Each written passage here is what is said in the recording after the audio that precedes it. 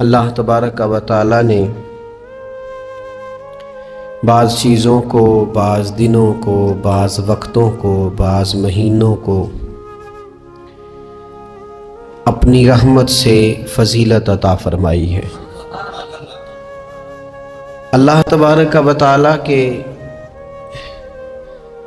ان مخصوص دنوں کو فضیلت عطا کرنے میں ہم گناہگاروں کا بہت ہی زیادہ فائدہ ہے۔ جب کچھ چیزیں فضیلت مآب ہو جاتی ہیں، ان کی عظمت بڑھ جاتی ہے، تو اللہ کے بندوں کو کم وقت میں زیادہ نفع کمانے کا موقع نصیب آتا ہے۔ نبی اکرم نور مجسم شفیع معظم صلی اللہ تعالی علیہ وسلم کی امت کو اللہ تعالیٰ نے بہت ساری ایسی چیزیں اپنی رحمت سے دی ہیں کہ جن میں عمل تھوڑا ہے، اجر زیادہ ہے۔ اس کا نتیجہ یہ نکلتا ہے کہ انسان تھوڑے وقت میں، تھوڑے ٹائم میں، تھوڑی مصروفیت میں اپنے رب کریم کے بارگاہ سے زیادہ اجر کا مستحق ہو جاتا ہے۔ انہی مقدس، معتبر، معنی خیز ایام میں ایک بڑی فضیلت، زیادہ عظمت والا مہینہ ماہ رمضان المبارک ہے۔ قرآن مجید نے صراحت کے ساتھ اس ماہ مقدس کا نام لیا ہے۔ کیا معنی ہے؟ یہ وہ مقدس مہینہ ہے جس کا میرے رب کریم نے نام لیا ہے، اللہ نے نام لیا ہے۔ شہر رمضان الذی انزل فیہ القرآن، فرمایا رمضان کا وہ مقدس مہینہ ہے جس میں اللہ نے قرآن نازل فرمایا ہے۔ اس ماہ نور، ماہ سرور کا نام نامی اللہ تعالیٰ نے قرآن مجید کے اندر ذکر فرمایا۔ حضرت سلمان فارسی رضی اللہ تعالیٰ عنہ ارشاد فرماتے ہیں کہ شعبان المعظم کا آخری دن تھا، اگلے دن رمضان شروع ہونے والا تھا کہ رسول پاک علیہ السلام نے ہمیں رمضان کی فضیلت پر خطبہ ارشاد فرمایا۔ آپ اس بات کو غور سے سمجھیے کہ ایسا مہمان جس کے آنے سے پہلے اس کی فضیلت بیان کی جا رہی ہے، اور فضیلت کون بیان کر رہا ہے؟ امام الانبیاء صلی اللہ تعالی علیہ وسلم۔ یہ صرف ہمارے دلوں کے اندر، امت کے دلوں کے اندر اس ماہ مقدس کی فضیلت کو اور اس کی عظمت کو بٹھانے کے لیے کہ پوری طرح تم اپنے ذہن میں اور اپنے دل میں ایک بات بٹھاؤ کہ ایک عظمتوں والا مہینہ تم پر سایہ فگن ہونے والا ہے، عظمتوں والا۔ حضور نے ایک دن قبل اس کی فضیلت بیان۔ ہمارے ہاں یہ ہوتا ہے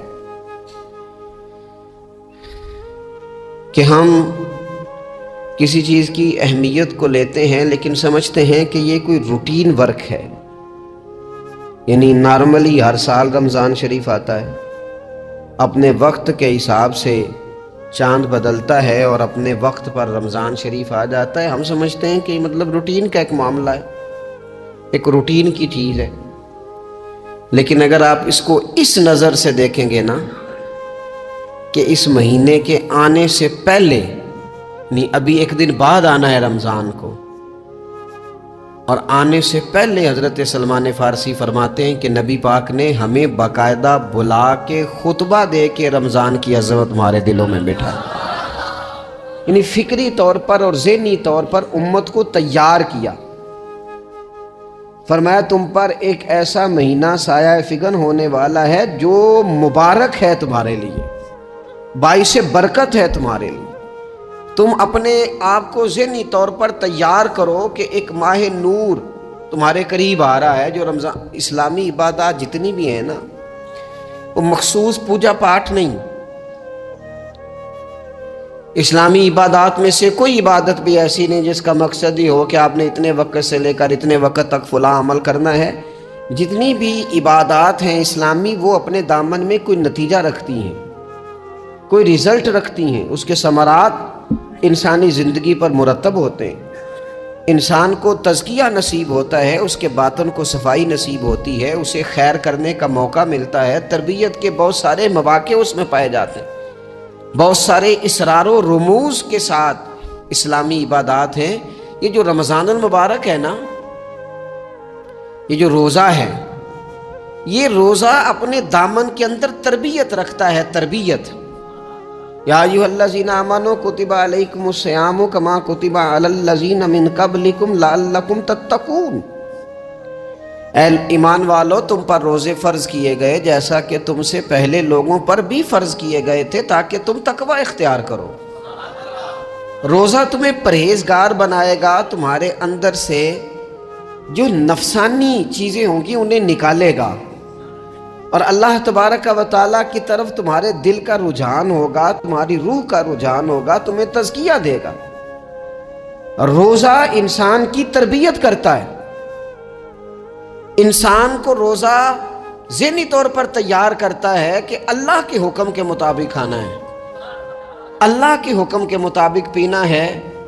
سب سے بڑا مسئلہ اس دور کا رزق کے حلال کا حصول ہے اور حرام سے اجتناب ہے۔ تو روزہ ہمیں یہ سبق پڑھاتا ہے کہ ہم وہی کھائیں گے اور اسی وقت کھائیں گے جو کھانے کا ہمیں ہمارے رب نے حکم ارشاد فرمایا ہے، اور جس سے اللہ رسول منع کر دیں گے جتنی مرضی چمک دمک اپنے دامن میں رکھے، جتنی مرضی، لیکن ہم وہی لیں گے جو ہمارے لیے جائز ہے۔ آپ غور فرمائیے، روزہ لعلکم تتقون، روزہ تمہیں پرہیزگار کرتا ہے۔ بہت سارے لوگ ایک بات کرتے ہیں کہ عادتیں نہیں بدلی جاتی، یار کوشش کرتا ہوں لیکن میری عادت نہیں تبدیل ہوتی۔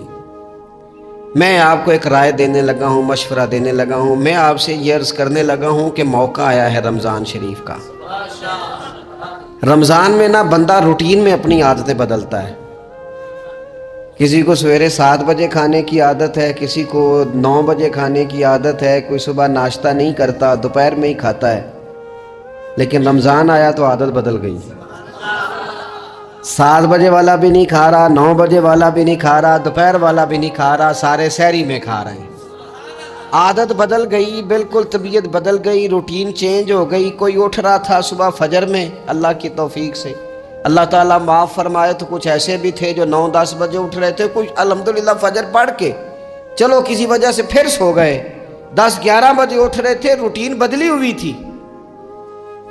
رمضان آیا تو بدل گئی، سارے سحری میں اٹھ رہے ہیں، تہجد کے وقت سب کی آنکھ کھل رہی ہے، بالکل روٹین بدل گئی، حالات بدل گئے، معاملات تبدیل ہو گئے، اوقات تبدیل ہو گئے، دفاتر کے ٹائم تبدیل ہوئے، اسکولوں کے نظام تبدیل ہوئے، مدارس کے اوقات تبدیل ہوئے، ہر چیز کے اندر تبدیلی آئی۔ معنی کیا ہے کہ اللہ نے تمہیں موقع دیا ہے کہ عادتیں بدلی جا سکتی ہیں، اپنے آپ کو تبدیل کیا جا سکتا ہے، لائف سٹائل کو چینج کیا جا سکتا ہے۔ یہ موقع آیا ہے، ایک مہینہ ہے پورا، 2-3 دن 4 دن آپ کی روٹین بگڑ جائے نا سونے کی، یعنی روٹین سے ہٹ کے آپ سونا جاگنا شروع کر دیں تو پھر وہی روٹین بن جاتی ہے، پھر اسی ترتیب سے انسان سارے کام کرتا ہے۔ تو رمضان میں روٹین چینج ہوگی، سارے تہجد میں اور سحری میں اٹھیں گے، تو اللہ کرے نا یہ روٹین قائم رہے۔ رمضان میں تو اٹھتے تھے سحری کرنے کے لیے، تو اللہ کرے روٹین بن جائے اور سارا سال اٹھیں تہجد کی نماز ادا کرنے کے لیے، اللہ کرے روٹین بن جائے، چیزیں تبدیل ہو جائیں۔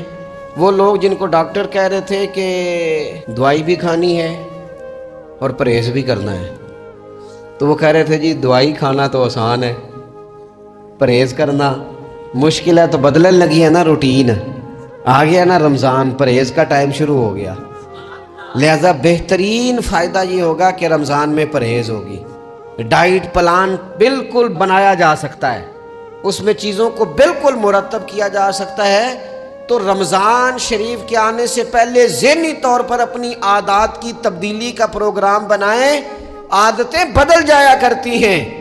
رسول کریم دنیا میں آئے وَيُزَكِّيكُمْ، حضور تزکیہ کرنے تو آئے ہیں، عادتیں بدلنے تو تشریف لائے ہیں۔ نبی پاک نے صفائی ستھرائی کر دی، ساری ناپاک چیزوں کو نکال دیا۔ تو روٹین دیکھیں کہ رمضان میں تقوی کے حصول کے لیے اپنی عادات کو تبدیل کرنا ہے، اور اس کے لیے ذہنی طور پر اپنے آپ کو تیار کریں۔ وہ جو کہتے ہیں بچے سویرے نہیں اٹھتے، وہ روٹین بنا لیں، یہ موقع آیا ہے، ابھی سے ارادہ کر لیں کہ جناب ہم نے اس ترتیب سے اپنے گھر کو، ماحول کو، بچوں کو اس ترتیب سے ہم نے مرتب کرنا ہے چیزوں کو. یہ آپ ارادہ کریں، اللہ تعالیٰ مدد فرمائے گا. رمضان المبارک کی جو خاص فضیلت ہے، اس خاص فضیلت کو رمضان آنے سے پہلے ذہن میں بٹھا لیں، اور رمضان المبارک پورے کا پورا اس ذوق سے گزاریں کہ ذہن میں بات موجود ہو، ذہن میں، کہ دراصل رمضان کیا ہے. اللہ کے پیارے رسول صلی اللہ تعالی علیہ وسلم نے فرمایا، اے لوگو تم پر ایک عظیم المرتبت مہینہ سایہ فکن ہو رہا ہے. حضور فرماتے ہیں شہر مبارک، فرمایا یہ بڑا برکت والا مہینہ ہے، یہ برکتیں لے کے آیا ہے، یہ رحمتیں لے کے آیا ہے، یہ اپنے ساتھ عنایات لے کے آیا. اور نبی اکرم صلی اللہ تعالی علیہ وآلہ وسلم نے فرمایا، جو بندہ بھی قرب الہی کی نیت سے رمضان میں نیکی کا طلبگار ہوگا، فرمایا وہ اگر نفل نیکی کرے گا نا تو اللہ تعالیٰ اسے فرض کے برابر ثواب عطا فرمائے گا. اور حضور علیہ الصلوۃ فرماتے ہیں جو اس مہینے میں ایک فرض ادا کرے گا، اللہ 70 فرضوں کے برابر اجر عطا کرے گا. اپنے ذہن میں ایک بات بٹھائی جائے، ذہن میں یہ بات بٹھائی جائے کہ یہ نا برکت والا مہینہ ہے، اس میں میرا ثواب بڑا ضربوں کے ساتھ آگے بڑھے گا. ایک ذہن بنایا جائے اور پھر ثواب اکٹھا کرنا شروع کر دیا جائے. پھر وہ ترتیب بنا لی جائے، کاروباری نہیں، روحانی ترتیب، کاروباری نہیں، یعنی نئے سے نئے سٹال نہ تیار کیے جائیں. مہنگائی کیسے کرنی ہے اور کس طرح کر کے کن چیزوں کی آج کل مانگ ہوگی، کس ترتیب سے سودا پہلے ہی خریدنا ہے، مہنگا کیسے کرنا ہے، اللہ معاف کرے مصنوعی قلت کیسے پیدا کرنی ہے، کمائی کیسے کرنی ہے. رمضان کے اندر جناب لوگ ساری ترتیب لگا کے، ساری. میرے ایک دوست ہیں میڈیکل کے شعبے سے وابستہ ہیں، تو مجھے کہنے لگے کہ ڈاکٹر بھی اپنی روٹین بدلتے ہیں اور معدے والی ساری دوائیاں بھی اکٹھی کر لیتے ہیں کیونکہ رمضان آنے والا ہے، یہ زیادہ لوگ استعمال کریں گے. وہ ماحول نہ پیدا کریں کہ ہر چیز دنیا داری ہو جائے، ہر چیز دنیا داری نہیں، ہر چیز کو ایک نیا روپ دے دیا جائے اور نیا سے نیا مال کمانے کا سلیقہ بنایا جائے. میں اکثر کہا کرتا ہوں کہ رمضان تو اس لیے تھا نا کہ اس میں کم کھانا ہے، تھوڑا کھانا ہے.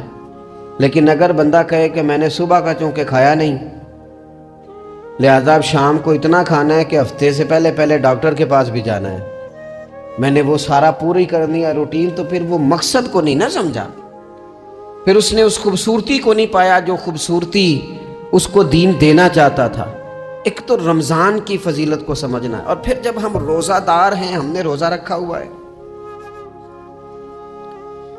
تو نبی پاک علیہ السلام نے خود اس مفہوم کو کھول کے بیان کیا. فرمایا جس بندے نے جھوٹ نہیں چھوڑا، گناہ نہیں چھوڑا، گویا غیبت نہیں چھوڑی، بدی نہیں چھوڑی، اللہ کے محبوب علیہ السلام فرماتے ہیں پھر اللہ تعالیٰ کو اس کے بھوکا پیاسا رہنے کی تو کوئی ضرورت نہیں، کیونکہ لعلکم تتقون، تقوی اختیار کرنا تو روزے کا مقصد تھا. اور اگر اس نے وہ بات کو سمجھا ہی نہیں، استاد کے لیے صرف استاد ہو جانا ہی ضروری نہیں، اس کو پھر اپنے منصب کا لحاظ کرنا بھی ضروری ہے کہ میں استاد ہوں. والد کا صرف والد ہو جانا ہی کمال نہیں، اس کو پھر اس منصب کے تقاضوں کو بھی سمجھنا چاہیے کہ اب میں ایک باپ ہوں، اب میں روٹین میں وہ آزاد نہیں ہوں کہ جہاں میرا جی چاہے گا جاؤں گا، جہاں میری طبیعت چاہے گی میں کھاؤں گا، جہاں میرا دل کرے گا میں وہ کام کروں گا. اب آپ سرپرست ہیں، سربراہ ہیں. انسان دیکھیں نا، ایک شخص ہے وہ عالم ہے، علم پڑھ لینا صرف کمال نہیں، وہ اپنے منصب کو بھی تو سمجھے نا، اس منصب کے وقار کو، اس کے لحاظ کو بھی تو سمجھے نا. ایک آدمی اگر عمر رسیدہ ہے، بڑا ہے، بزرگ ہے، اور وہ چاہتا ہے کہ میری بزرگی کی وجہ سے میرا اکرام کیا جائے، تو اسے اپنے منصب کا بھی لحاظ کرنا پڑے گا. اس کو حضرت سعدی فرمایا کرتے تھے میں نے 18 سال کے بزرگ دیکھے اور میں نے 75 سال کے بچے دیکھے. حضور کیا مطلب؟ فرمانے لگے عمر ہو گئی لیکن اپنے منصب کا خیال نہ کیا، عادات بچوں والی رہی۔ اور فرماتے میں نے ایسے لوگ دیکھے جن کو شروع وقت میں ہی اللہ والوں کی صحبت نصیب آئی تو وہ جو بزرگی ہے وہ پھر عمر کی وجہ سے نہیں ملی، وہ اللہ نے علم اور عمل کی وجہ سے عطا فرما دی۔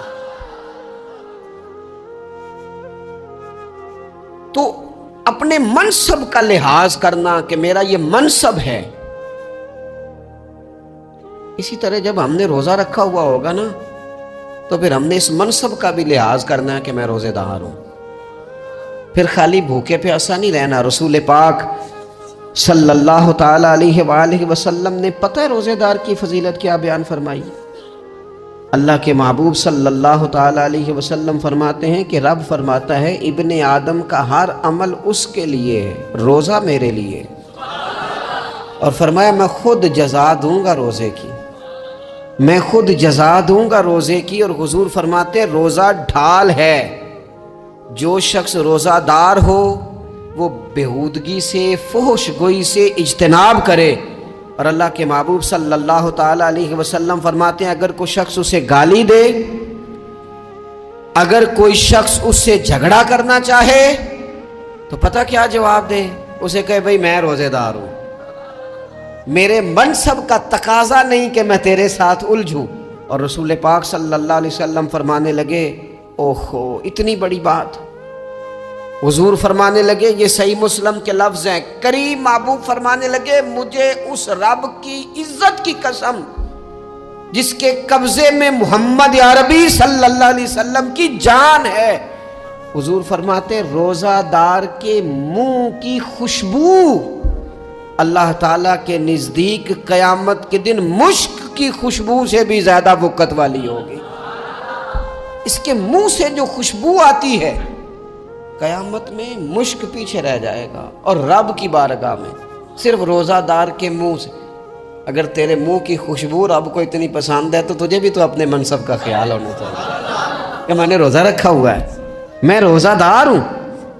اور میرے نبی پاک علیہ السلام کے یہ دو لفظ ہیں نا، وہ صوفیاء ہیں نا اللہ کے نیک بندے جو ساری زندگی تڑپتے رہے کہ کبھی اے حقیقت منتظر نظر آنا لباس مجاز میں، کبھی مالک ایک دفعہ کبھی تیرا جلوہ ملے، کبھی اے حقیقت منتظر نظر آنا لباس مجاز میں۔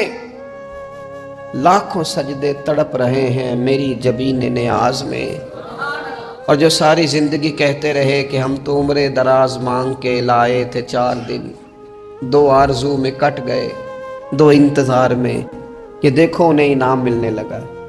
جو اس کی راہ کے سوالی تھے، جو اس کے رستے کے مسافر تھے، جو اسے پانا چاہتے تھے، جو اس کی دید کرنا چاہتے تھے، جو اسے ملنا چاہتے تھے، میرے رسول پاک علیہ السلام نے فرمایا روزہ دار کو 2 خوشیاں ملیں گی۔ ایک خوشی اس وقت ملتی ہے جب وہ افطار کرتا ہے، اور فرمایا ایک خوشی اس وقت ملے گی جب وہ اپنے رب سے ملاقات کرے گا، جب وہ اس سے ملے گا تو اس وقت روزہ دار کو خوشی ہوگی۔ میرے دوستو خوشی تو جو ہوگی سو ہوگی، لیکن یہ لفظ بڑے حسین نہیں کہ روزہ دار کی رب سے ملاقات ہوگی، یہی لفظ بڑے باکمال نہیں۔ ایک روایت میں تو یہ ہے نا کہ روزہ میرے لیے ہے میں اس کی جزا دوں گا، اور ایک روایت میں یہ ہے کہ روزہ میرے لیے ہے اور رب فرماتا ہے میں خود روزے کی جزا ہوں، یعنی باقی نیکیوں پر ثواب ملے گا، روزہ رکھنے والے کو رب رحمان ملے گا۔ نبی اکرم صلی اللہ تعالی علیہ وسلم کے امت کے صوفیاء نے نا کچھ چیزوں کو بڑا کھولا ہے۔ عارف رومی کہتے ہیں کہ ایک دن نا محمود غزنوی نے خزانوں کے دروازے کھول دیے اور فرمایا بھئی میں نے آج ہر چیز کھول دی ہے، جو جس چیز پہ ہاتھ رکھے گا وہ اسی کی ہو جائے گی۔ لوگ دوڑے، کوئی سونے کی طرف، کوئی چاندی کی طرف، کوئی جائیدادوں کی طرف، کوئی خزانے کی کنجیوں کی طرف، کوئی بڑے بہترین گھوڑے اور اونٹوں کی طرف، لوگ دوڑ گئے، جو جس پہ ہاتھ رکھے گا اسی کا۔ سب بھاگ گئے، ایاز بیٹھا ہے، نہ وہ حسن میں رہی شوخیاں، نہ وہ عشق میں رہی گرمیاں، نہ وہ غزنوی میں تڑپ رہی، نہ وہ خم ہے زلف ایاز میں۔ وہ لذتیں کہاں، ایاز چپ کر کے بیٹھا ہے. پھر محمود نے ایاز کی طرف مخاطب کر کے کہا ایاز اٹھنا نہیں, آج لوٹ سیل لگ گئی ہے, جو جس چیز پہ ہاتھ رکھے گا اسی کی. ایاز کہنے لگا بات پکی ہے نا؟ تو محمود خوش تھے, موڈ بڑا اچھا تھا, کہا بالکل پکی ہے. تو ایاز کہنے لگے چلو ٹھیک ہے. ایاز اٹھے, پیچھے سے جا کے نا تو محمود کے کندھے پہ ہاتھ رکھ دیا. محمود کے کندھے پہ ہاتھ رکھا. محمود کہنے لگے یہ کیا بات کا, آپ سے میں نے پوچھا تھا بات پکی ہے, جو جس پہ ہاتھ رکھے گا اسی کا نا. تو تھوڑی دیر پہلے مسکراتے چہروں میں آنسو آ گئے. ایاز بھی روئے تو محمود بھی روئے. کہا بادشاہ پکا رہنا, وہ جن کو خزانے چاہیے تھے وہ دوڑ گئے, مجھے تو چاہیے. لنگ کئی مہینے تے برس گئے تے تیری دید نو دیدے ترس گئے, تیری تو ملے گا. تو پھر کہا محمود نے, اس نے کہا میں وعدہ کر چکا تھا, بس ٹھیک ہے, باقیوں کے خزانے اور میں تیرا طے ہو گئی. فرمایا باقی نیکیوں پر ثواب ملے گا, اور روزہ رکھنے والے کو رب رحمان ملے گا, اللہ کا قرب ملے گا. دیکھو نا وہ خاص انسان کو کیفیت حاصل ہوتی ہے روزے میں, رب کے ہونے کا یقین. وہ جو صوفیاء کہتے ہیں نا مراقبہ کرو, وہ نصیب ہوتا ہے. یعنی کسی کو کیا پتہ ہے اس کا روزہ ہے کہ نہیں, اکیلا ہے نا گھر میں, فریزر بھرا ہوا ہے, نہیں نہ کھاتا. کیوں؟ اسے پتہ ہے میرا رب میرے ساتھ ہے, میرا رب مجھے دیکھ رہا ہے. بس یہ تصور توحید پکا ہو جاتا ہے رمضان, تو پھر اللہ تبارک و تعالیٰ کی بھی خاص رحمت اور کوئی خاص ہی اعزاز. حضور فرماتے ہیں جنت کے کئی دروازے ہیں, ایک باب الریان ہے, اس سے صرف روزہ دار گزریں گے. آواز ہوگا روزے والے آ جاؤ, وہ آ جائیں گے. فرمایا اس خاص دروازے سے گزرو, جب گزر جائیں گے تو فرمایا بند کر دو بھائی, اور کوئی نہیں گزرے گا یہاں سے. دروازہ ہی مخصوص ہے, ان کا اعزاز ہی ذرا زیادہ ہے. تو میرے عزیز رمضان شریف کے اندر وہ منصب کا بس خیال رکھیں کہ میں روزہ دار ہوں, اس احتیاط کے ساتھ. اور دوسری جو رمضان کی چند عبادات ہیں نا, سب سے پہلی تو میں عرض کروں گا تراویح کے حوالے سے. یہ بات یاد رکھ لیں کہ نبی پاک علیہ الصلوۃ والسلام نے فرمایا جس نے ایمان اور احتساب کی نیت کے ساتھ رمضان میں قیام کیا, اللہ اس کے پچھلے سارے گناہوں کو معاف فرما دے گا. اور ایک مقام پر نبی پاک صلی اللہ تعالیٰ علیہ وسلم نے بیان کیا, یہ مشکات میں موجود ہے. حضور فرماتے ہیں رمضان اور قرآن دونوں قیامت کے دن بندے کی شفاعت کریں گے. رمضان کہے گا یا اللہ میں نے اسے دن بھر کھانا کھانے سے باز رکھا, اور تیری بارگاہ کے حکم کے مطابق اس نے اپنے آپ کو ان چیزوں سے بچا کے رکھا. اور قرآن کہے گا مالک رات میں نے اسے نیند سے روکے رکھا. کیا مطلب؟ اس نے کھڑے ہو کے عبادت کی. اگرچہ اس سے مراد شارحین حدیث نے تراویح بھی لیا ہے, تہجد کی نماز بھی لیا ہے, صلاۃ اللیل بھی لی ہے, لیکن میرے عزیز یہ خاص ربط ہے قرآن مجید کے ساتھ تراویح کا. مسنون ہے رمضان کی راتوں میں قرآن مجید اور تراویح کا پڑھنا. اگر تھوڑی سی نا طبیعت میں صرف تبدیلی پیدا کی جائے, میں نے دیکھا ہے کہ جو لوگ کہتے ہیں نا میرا وقت بڑا قیمتی ہے, بڑی ساری جگہوں پہ آپ کو بیٹھنا پڑتا ہے, بیٹھیں آپ 2 گھنٹے بیٹھیں, 3 گھنٹے بیٹھیں. میں نے دیکھا ہے لوگ جاتے ہیں کسی دفتر میں تو رات کو ہی چلے جاتے ہیں اس علاقے میں, کھڑے ہیں, پاسپورٹ کے دفتر کھڑے ہیں, شناختی کارڈ کے دفتر کھڑے ہیں, امیگریشن کی لائنوں میں کھڑے ہیں. کچھ ذہن تو بنائیں کہ میں نے رات کھڑے رہنا ہے اور اپنے رب کی عبادت کرنی ہے. تراویح کو ذرا ذوق سے آپ اگر تھوڑا ارادہ کر لیں گے نا, یعنی کوئی ایسا مشکل کام نہیں. میری تو رائے یہ ہے کہ پہلے 3-4 دن ذرا جم کے ذہن بنائیں, اور تھوڑا سا نا روٹین کو بدلنے کی کوشش نہ کریں. جس امام صاحب کے پیچھے تراویح شروع کریں, کوشش کریں ساری وہیں پڑھیں. روٹین بدلنے سے بھی سستی آتی ہے. ایک دن یہاں گئے, 2 دن وہاں گئے, تو یہ روٹین بدلنے سے بھی بعض اوقات سستی آتی ہے. کوشش کریں ایک جگہ پہ قرآن شریف سننا شروع کریں اور پھر پورا قرآن مجید وہیں پہ سنیں, اور تھوڑا ذہن بنائیں. میں نے دیکھا ہے ہمارے استاد صاحب اس طرح کیا کرتے تھے کہ بہت تھوڑا کھانا افطاری کے وقت, تھوڑا, اور ان سے کہا جاتا آپ بزرگ آدمی ہیں, اتنا کم کھانا کیسے نظام چلے گا؟ تو فرماتے تھے میں ایک چپاتی اور آدھی چپاتی کھا لوں گا لیکن تراویح کے بعد۔ اب اگر زیادہ کھانا کھاؤں گا تو طبیعت میں سستی آئے گی، میرے لیے کھڑا ہونا مشکل ہو جائے۔ سادہ سا کھانے کے ساتھ افطاری کی جائے گی، اور تراویح کے لیے اپنے آپ کو ذہنی کہاں ٹائم ملتا ہے سارا سال قرآن پڑھنے سننے کا؟ یہ تو اللہ نے موقع عطا فرمایا ہے۔ تو تھوڑا سا اگر دلچسپی پیدا کی جائے، بڑا بڑا سونا قرآن مجید پڑھا جاتا ہے مساجد میں، بچے بڑی بڑی خوبصورتی سے، تو اللہ کا شکر ہے جگہ جگہ پہ۔ اور مساجد کے علاوہ بھی میں نے دیکھا ہے، ہم سے لوگ مطالبہ کرتے ہیں کہ ہماری فیکٹری میں رات کو بھی کام ہوتا ہے، اتنے سارے ورکر ہیں تو بچہ کوئی مل جائے قرآن شریف سنائے، فلانی جگہ بھی اتنے لوگ ہیں تو اگر موقع مل جائے، تو اگر تھوڑا ذہن بنایا جائے، شوق پیدا کیا جائے تو اللہ تعالیٰ فضل فرماتا ہے، انسان کو طاقت ملتی ہے کھڑے رہنے کی۔ ایک تو تراویح، روزہ، تراویح، اور تیسری بات ہے سحر اور افطار۔ یہ جو سحری اور افطار، یہودی جو تھے نا وہ سحری نہیں کرتے تھے، سحری کا نام و نشان نہیں تھا، روزہ رکھتے سحری نہیں کرتے۔ تو نبی پاک صلی اللہ تعالیٰ علیہ وسلم نے فرمایا ہمارے اور یہودیوں کے درمیان فرق ہی سحری کا ہے، اور نبی پاک صلی اللہ تعالیٰ علیہ وآلہ وسلم نے فرمایا سحری کھایا کرو، سحری کھانے میں برکت ہے۔ اور اگلی بات سننی ہے آپ نے تو خوش ہو جانا ہے، سحری کو معمولی نہ سمجھے، سحری کرنا عبادت ہے۔ ہاں آپ مت سمجھیں کہ میں روٹی کھا رہا ہوں، یہ تو میرے سامنے دہی رکھا ہوا ہے، یہ تو سالن رکھا ہوا ہے، یہ تو اچار رکھا ہے، تو چپاتیاں رکھی ہیں۔ سحری کھانا عبادت ہے۔ آپ صبح اٹھے، آپ کی تو روٹین ہی اور تھی، تو 7 بجے کھاتے تھے، 9 بجے کھاتے تھے۔ یہ جو آپ صبح کھا رہے ہیں اٹھ کے سحری میں، اپنی مرضی سے تھوڑی کھا رہے ہیں، یہ تو کسی کے کہنے سے کھا رہے ہیں، یہ تو کسی کے بٹھائے بیٹھے ہیں۔ یہ جو سحری کا لنگر ہے یہ رب رسول کی رحمت کے ساتھ عطا ہوتا ہے، یہ کرم ہے، یہ اللہ رسول کے بٹھائے بیٹھے۔ کیا میرے رسول پاک صلی اللہ تعالیٰ علیہ وآلہ وسلم نے بات کھولی ہے، ترغیب و ترہیب میں حدیث ہے، اللہ کرے یہ کبھی چسکا لگ جائے، یہ والا مزہ آ جائے، تو پھر تو گھر میں دسترخوان نہیں بچھا ہوا ہوگا، پھر تو رنگ ہی کوئی اور ہوگا۔ حضور فرماتے ہیں اللہ تعالیٰ اور اس کے فرشتے سحری کھانے والوں پر رحمتوں کا نزول فرماتے ہیں۔ کھائی روٹی جا رہی ہے، پکا ہوا کھانا ہے، لیکن حضور فرماتے ہیں رب بھی رحمتیں فرما رہا ہے، اور اللہ کے حکم سے فرشتے بھی رحمتوں کا نزول کر رہے ہیں سحری کھانے والوں پر۔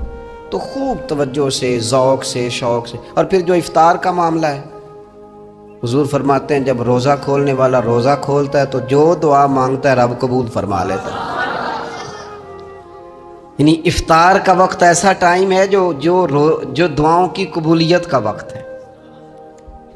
افطار کرنا بھی ہے، کرانا بھی ہے۔ مہنگائی ذرا عروج پہ چلی گئی ہے، میں بار بار کہتا ہوں، مجھ سے نا لوگ دعا کے لیے مجھے کہتے کہتے اپنے کئی دکھ بتا دیتے ہیں۔ تھوڑا سا نا افطاریاں مہربانی فرمائیے گا، سیاسی نہ کیجیے گا۔ وہ جن سے مال لیتے ہیں، وہ جن کو مال دیتے ہیں، وہ جن سے ووٹ لینے ہیں، وہ جنہوں نے ووٹ لینے ہیں، اس بنیاد پر سحر افطار کے بندوبست نہ کریں رضا الہی کے لیے۔ میرے محبوب فرماتے ہیں جس نے رب کی رضا کے لیے کسی کو افطار کرایا، جتنا ثواب اللہ روزہ رکھنے والے کو دے گا اتنا افطار کرانے والے کو بھی عطا کرے۔ اور ایک حدیث تو آپ پڑھیں گے تو جھوم جائیں گے، سنیں گے تو خوش ہو جائیں گے، المعجم الکبیر میں موجود ہے۔ نبی پاک علیہ السلام فرماتے ہیں جس نے حلال کھانے اور حلال پانی سے کسی کا روزہ افطار کرایا نا، ذرا دیکھنا غریبوں کے گھروں کو جھانکنا، ذرا اپنے عزیزوں میں ایک نظر دوڑا لینا، ذرا رمضان کی نیت کر کے رمضان سے پہلے ہی غرباء تک راشن پہنچا دینا، ان کی فکر دور ہو جائے، وہ پہلی شام ہی اپنے بچوں کے ساتھ آسودہ حال ہو کے بیٹھیں۔ دیکھ لینا یہ نہ ہو کہ ایک بھائی کھول کے کھا رہا ہو اور دوسرے کے بچے منتظر ہوں کہ آج سحر افطار میں کیا کرنا ہے۔ اپنے گلی محلے میں دیکھ لینا، ہم اس رسول کے ماننے والے ہیں جنہوں نے فرمایا میں اسے مومن ہی نہیں جانتا جو پیٹ بھر کے کھائے اور اس کا ہمسایہ بھوکا رہ جائے۔ تھوڑا سا اپنے ارد گرد نظر ڈال لینا، المعجم الکبیر میں حدیث موجود ہے۔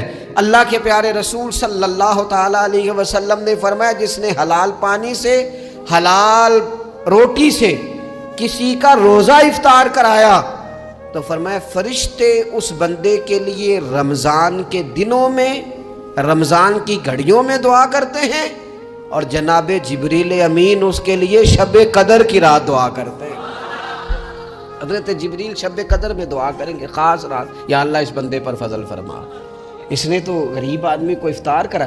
یہ ایک عبادت ہے، اس عبادت کا خیال کریں۔ پھر اعتکاف آئے گا، رمضان کے آخری 10 دنوں کا اعتکاف۔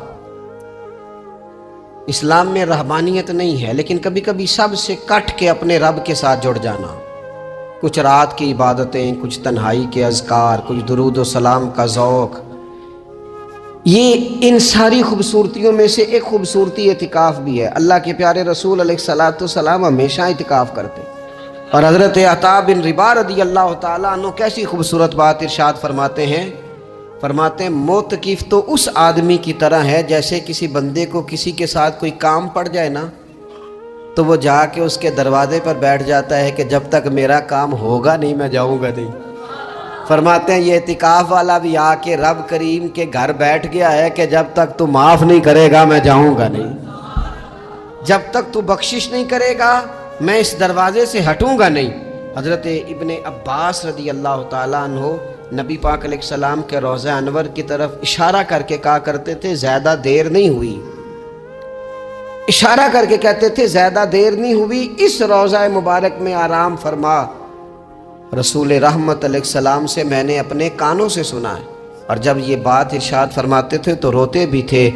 فرماتے ہیں میں نے خود نبی پاک علیہ السلام سے سنا ہے کہ جو شخص اللہ تعالیٰ کی رضا کے لیے ایک دن کا بھی اعتکاف کرے گا نا، اللہ تبارک و تعالیٰ اس کے اور جہنم کے درمیان 3 خندقوں کی آڑ بنا دے گا، اور فرمایا ان کی مسافت زمین و آسمان سے بھی زیادہ ہوگی۔ یعنی 3 خندقیں اتنی بڑی جن کی چوڑائی زمین آسمان سے بھی زیادہ ہوگی، ایک دن اعتکاف کر لے تو اللہ اس بندے کو دوزخ سے اتنا دور فرما دے گا۔ بہت سارے لوگ ہیں جن کو بڑا ٹائم ملتا ہے چھٹیاں گزارنے کے لیے، کبھی کسی سیاحتی مقام پر، کبھی کسی سیاحتی مقام پر، خرچہ بھی مل جاتا ہے، کام بھی ہو جاتا ہے، سارے سلسلے بن جاتے ہیں، بڑی بڑی جگہوں پہ لوگ جا کے ٹائم گزارتے ہیں۔ تو ایسا نہ ہو کہ 10 دن اللہ کے گھر میں بھی گزارے جائیں۔ علماء نے لکھا ہے کہ کوشش تو کریں ہر سال اعتکاف ہو، نہ ہو سکے تو چلو چند سالوں کے بعد ہو جائے، اور فرماتے ہیں کہ زندگی میں ایک دفعہ تو اس سنت کو ضرور ادا کرنا چاہیے۔ کوئی بندہ ایسا نہ ہو جو محروم رہ جائے، زندگی میں ایک بار صحیح پر اعتکاف کے ساتھ اپنے آپ کو وابستہ ضرور کرے۔ رمضان المبارک کے اندر آخری عشرہ شب قدر کی تلاش کا عشرہ ہے۔ اللہ کے پیارے رسول صلی اللہ تعالیٰ علیہ وسلم ان 10 دنوں میں خود بھی عبادت کرتے تھے اور گھر والوں کو بھی جگایا کرتے تھے، اور اپنے اہل خانہ کو تاکید فرماتے تھے کہ اٹھو اٹھو، آگے بڑھو، یہ آرام کرنے کے دن نہیں ہیں۔ ہمارے ہاں یہ ہوتا ہے کہ وہ جو آخری 10 دن زیادہ عبادت کے تھے، شب قدر کی تلاش کے تھے، وہ آخری 10 دن سارے بازار میں گزر جاتے ہیں، کپڑے سلوائے جا رہے ہیں، کپڑے خریدے جا رہے ہیں، جوتے خریدے جا رہے ہیں، واپس کیے جا رہے ہیں، دوبارہ لیے جا رہے ہیں، سفر ہو رہا ہے، آنا جانا ہو رہا ہے، عیدیاں بٹ رہی ہیں۔ تو یہ سارے کام جو آخری عشرے میں کرنے ہیں، جو زیادہ عبادت کے دن تھے، وہ سارے کام تو رمضان سے بھی پہلے کر لینے چاہیے۔ کپڑے رمضان سے پہلے خریدے جائیں، پہلے سلوا لیے جائیں، جوتے پہلے لے لیے جائیں، ضرورت کے کام پہلے کر لیے جائیں، جہاں آپ کو جو بانٹنا ہے وہ رمضان سے پہلے کریں۔ وہ مفت کی اپنے دل کو مطمئن کرنا کہ اب میرے پاس یہ بڑے میں خیر کا کام کرنے نکلا ہوا ہوں، میں عیدی بانٹنے جا رہا ہوں، یہ پہلے بانٹنے تھے۔ یہ عجیب بات ہے کہ جو زیادہ وقت مسجد میں گزارنے کا ٹائم تھا وہ سارا ہم نے ضائع کر دیا، وہ ادھر ادھر بازاروں کی نظر ہو گیا، میل ملاپ کی نظر ہو گیا۔ تو اگر چیزوں کو مرتب کیا جائے، میں تو دوستوں سے کہا کرتا ہوں زکوٰۃ کا حساب، صدقات کا حساب، صدقات فطر کا حساب، جتنے بھی روٹین کے کام ہیں اس کو کوشش کریں رمضان شریف سے پہلے آپ ترتیب دیں، آپ ان چیزوں کو پہلے سے مرتب کریں تاکہ وہ بہترین ہو جائیں۔ ہم تو اس دین کے ماننے والے ہیں جہاں نیت کرو تو اجر شروع ہو جاتا ہے۔ آپ رمضان کی نیت سے جو آج خرچ کریں گے اس کو اللہ تعالیٰ رمضان کے ثواب کے برابر ہی اجر عطا فرمائے گا۔ لیکن وہ ہم نا کچھ لوگ بڑا ایک صاحب مجھ سے کہنے لگے جی میں نے سنا ہے صدقہ فطر آخری عشرے میں ہی دینا چاہیے. میں نے کہا آپ کا پروگرام تب دینے کا اس لیے آپ نے یہ گاڑا کر کے سن لیا, ذرا اس کو آپ نے زیادہ غور سے سن لیا ہے. آپ جب ضرورت محسوس کریں, جب آپ سمجھیں کہ کسی کو ضرورت ہے, ضرورت کے وقت کوئی چیز کام نہ آئی تو پھر کب جا کے کام آئے.